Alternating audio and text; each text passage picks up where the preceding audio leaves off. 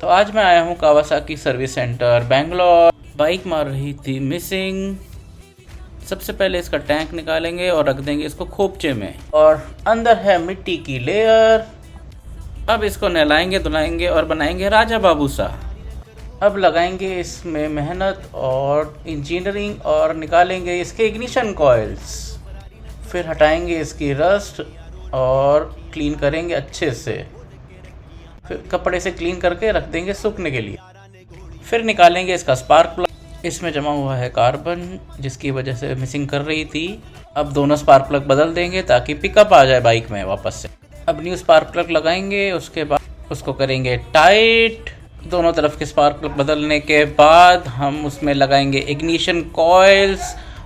अब टैंक को चढ़ा देंगे और कर देंगे उसको टाइट। पूरे रिव्यू के लिए चैनल को सब्सक्राइब करें।